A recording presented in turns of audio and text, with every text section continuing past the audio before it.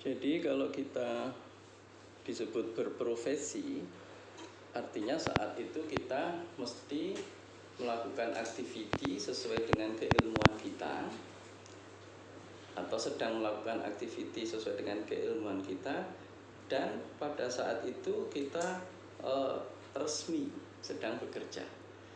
Ya, jadi kalau dokter itu sedang di luar jam prakteknya, dia naik bis kota, itu sedang tidak berprofesi.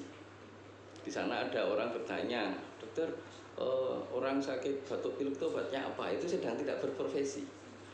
Posisi dokter yang ada di bis kota itu sebagai masyarakat awam. Seperti itu, yang kemudian ada orang awam lain berkonsultasi terkait bidang kesehatan yang kamu punya ilmunya. Tentunya pada saat seperti itu tidak ada hakmu ya, atau kewajiban dari pasien ya untuk membayar, dan tidak ada hakmu untuk menarik bayaran. Nah, konsepnya begitu. Nah, jadi kalau disebut sudah berprofesi ya, kalau dikaitkan dengan halaman berapa tadi? 13 ya, aturan-aturan tata tertib profesi. Maka mesti kita mengikuti tuntunan ilmu saat itu sedang dalam keadaan jam kerja ya. Di sana kita harus mengikuti tuntunan hukum profesi. Jadi ilmu yang terkait sebagai landasan profesi, hukum profesi, dan etika profesi nya masing-masing ya. Kalau kan dokter ya hukum kedokteran, etikanya etika kedokteran. Itu konsepnya demikian. Karena apa? Kalau kita tidak mengikuti aturan 3 tuntunan itu, namanya kita malpraktek. Jadi bisa malpraktek ilmu, bisa malpraktek etik, bisa malpraktek hukum. Gitu. Tidak berarti satu-satu itu bisa berdiri sendiri. Nah, bisa jadi memang melakukan malpraktek salah satu, tapi bisa jadi melakukan malpraktek di bidang yang lain juga. Malpraktek etik sama malpraktek katakanlah hukum itu bisa. Meskipun secara profesi dia enggak, secara keilmuan dia tidak melanggar sesuai dengan tuntunan ilmu. Contoh yang paling mudah adalah dokter sudah lulus gitu ya, tapi dia tidak punya SIP, dia praktek, maka dia melanggar hukum. Tapi dia bekerja sesuai dengan ilmunya, sudah nggak salah.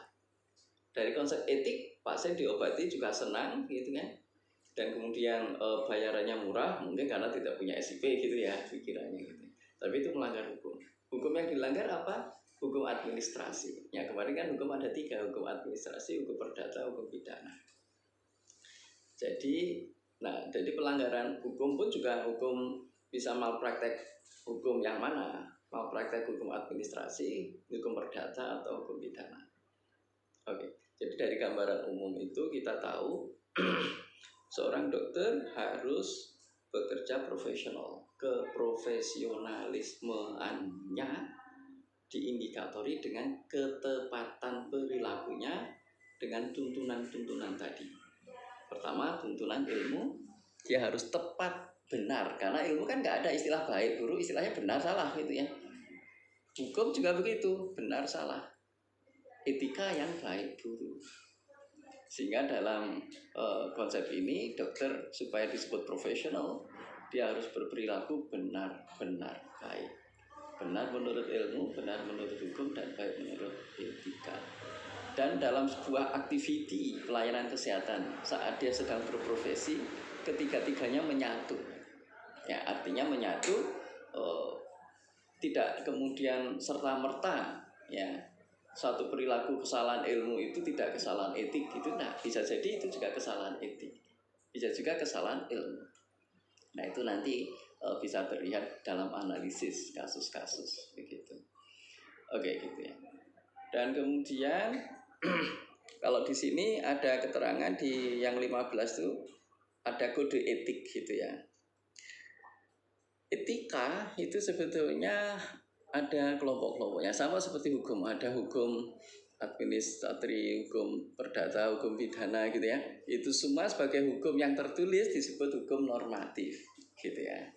Tapi pada kenyataan hidup kita tidak selalu mengikuti hukum yang tidak kita ikuti ya.